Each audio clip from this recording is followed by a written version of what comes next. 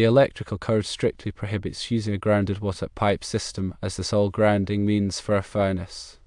Grounding is a critical safety measure designed to provide a low impedance path for fault current to return to the source, thereby tripping a circuit breaker or fuse and energizing the circuit. This protects individuals from electrical shock and prevents equipment damage. Using a water pipe as the sole grounding electrode for a furnace is problematic for several reasons. Firstly, water pipes can be discontinuous due to the use of non-conductive couplings or sections of plastic pipe. This discontinuity can interrupt the grounding path, rendering it ineffective. Secondly, water pipes are susceptible to corrosion, which can increase the resistance of the grounding connection over time. A high-resistance ground can impede the flow of fault current, preventing the rapid operation of overcurrent protective devices. Thirdly, relying solely on a water pipe does not meet the requirements of the electrical code, which mandates specific grounding electrode systems. The code typically requires a grounding electrode system consisting of one or more of the following elements. Firstly, a metal underground water pipe in direct contact with the earth for 10 feet or more and electrically continuous. Secondly, a ground ring encircling the building or structure. Thirdly, rod and pipe electrodes. Fourthly, plate electrodes. And fifthly, other listed electrodes. A furnace, being a significant electrical appliance, requires a reliable and code-compliant grounding system. Connecting it only to a water pipe does not ensure that the grounding path is continuous, low impedance, and capable of safely carrying fault current. If a fault occurs in a furnace grounded only to a water pipe, the fault current may not be sufficient to trip the breaker, leading to a prolonged period where the furnace chassis is energized. This poses a serious shock hazard. The proper method for grounding a furnace involves establishing a grounding electrode system that meets the requirements of the electrical code. This typically includes connecting the furnace to a grounding electrode conductor that is connected to a grounding electrode system. The grounding electrode conductor must be sized appropriately for the size of the service conductors, as specified in the electrical code. The grounding electrode system must be installed in accordance with the code requirements, ensuring that it is mechanically protected and accessible for inspection and testing. In addition to the grounding electrode system, the furnace must also be properly bonded. Bonding involves connecting all metal parts of the furnace, including the chassis, motor housing, and control panels, to the grounding system. This ensures that all metal parts are at the same electrical potential, minimizing the risk of shock. Bonding is typically achieved by using bonding jumpers, which are conductors that connect the metal parts together. The bonding jumpers must be sized appropriately and installed in accordance with the code requirements. The electrical code provides detailed requirements for grounding and bonding electrical systems, including furnaces. It is essential to consult the latest edition of the code and follow all applicable requirements to ensure a safe and code-compliant installation. Ignoring these requirements can lead to serious consequences, including electrical shock, fire, and property damage. When dealing with electrical installations, it is always advisable to consult with a qualified electrician. A qualified electrician has the knowledge, skills, and experience to properly ground and bond electrical systems, ensuring that they are safe and code-compliant. They can also identify potential hazards and recommend appropriate solutions. Trying to perform electrical work without proper training and experience can be dangerous and can violate the electrical code. Furnaces are often powered by 120 volts or 240 volt circuits, and any fault can send dangerous current through unintended paths.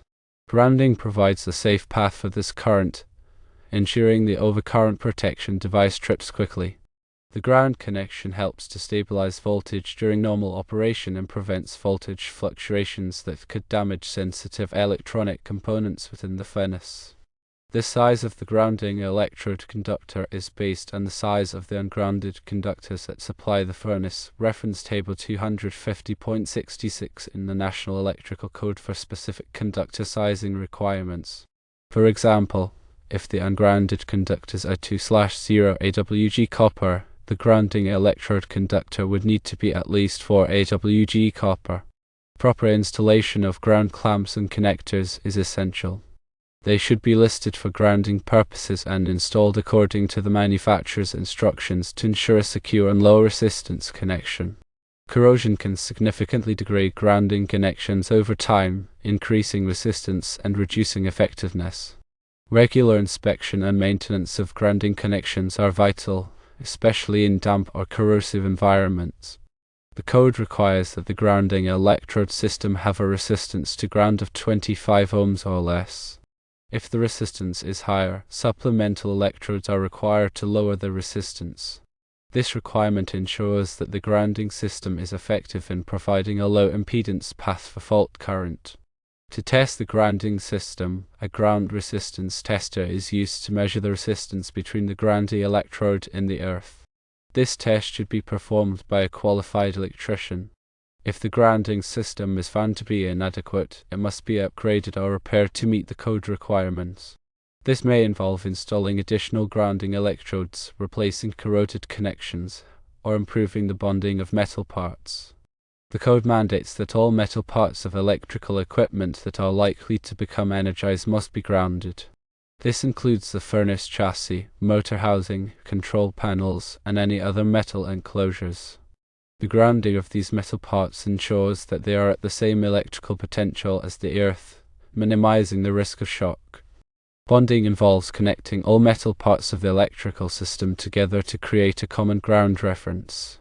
This is typically achieved by using bonding jumpers, which are conductors that connect the metal parts together. The bonding jumpers must be sized appropriately and installed in accordance with the code requirements. The purpose of bonding is to minimize voltage differences between different metal parts, which can create a shock hazard. By bonding all metal parts together, the voltage potential is equalized, reducing the risk of shock. Ground fault circuit interrupters or GFCIs are devices that detect ground faults and interrupt the circuit. They are commonly used in areas where there is a high risk of electric shock, such as bathrooms, kitchens, and outdoor locations. While GFCIs provide an additional layer of protection, they are not a substitute for proper grounding. Grounding provides a continuous low impedance path for fault current, while GFCIs detect and interrupt ground faults. Both grounding and GFCI protection are important for electrical safety. Surge protective devices or SPD are devices that protect electrical equipment from voltage surges. Voltage surges can be caused by lightning strikes, power grid switching, and other events. SPD divert the surge current to ground, protecting the equipment from damage. SPD are typically installed at the service entrance and at sensitive electronic equipment. The effectiveness of SPD depends on the quality of the grounding system. A well-grounded system provides a low impedance path for the surge current to ground, allowing the SPD to effectively protect the equipment. The code requires that electrical equipment be installed in a neat and workmanlike manner. This includes properly supporting and securing cables, using appropriate connectors and fittings, and ensuring that all connections are tight and secure. A neat and workmanlike installation not only looks better, but also improves the safety and reliability of the electrical system. Poorly installed wiring can create hazards, such as loose connections, damaged insulation, and exposed conductors. These hazards can lead to electrical shock, fire, and equipment damage. Always use properly sized wiring and circuit breakers. Overloading circuits can cause wires to overheat and potentially start a fire. Follow the electrical code's guidelines on circuit loading. Regularly inspect the furnace and its electrical connections for any signs of damage, wear, or corrosion.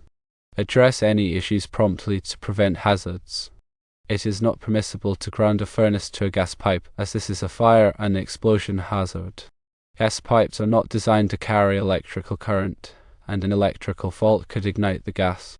Additionally, gas pipes may not provide a reliable grounding path due to the use of non-conductive couplings or sections of plastic pipe.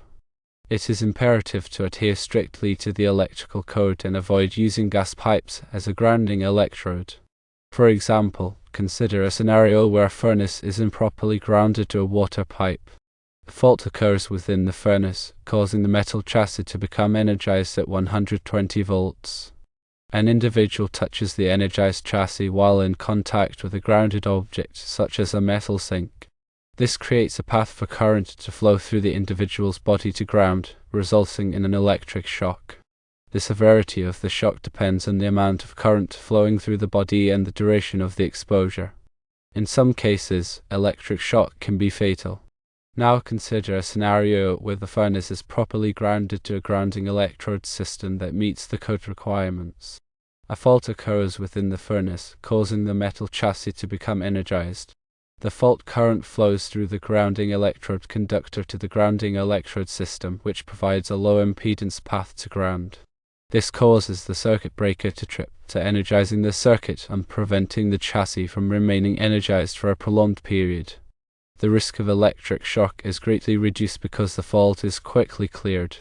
The electrical code is updated periodically to reflect changes in technology and best practices. It is important to stay current with the latest edition of the code and to follow all applicable requirements. Failure to comply with the code can result in fines, penalties, and liability for damages caused by electrical hazards. Local jurisdictions may have additional electrical codes and regulations that must be followed. It is important to check with the local authorities to ensure that all electrical installations are code compliant. Electrical inspections are typically required for new electrical installations and for major renovations. The purpose of the inspection is to verify that the installation meets the code requirements and is safe. A qualified electrical inspector will examine the wiring, grounding, bonding, and other aspects of the installation to ensure that they are in compliance with the code. If any deficiencies are found, the inspector will require them to be corrected before the installation is approved, ensuring that all electrical installations are performed by a qualified electrician. A qualified electrician has the knowledge, skills, and experience to properly install and maintain electrical systems.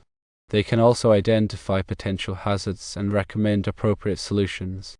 Trying to perform electrical work without proper training and experience can be dangerous and can violate the electrical code.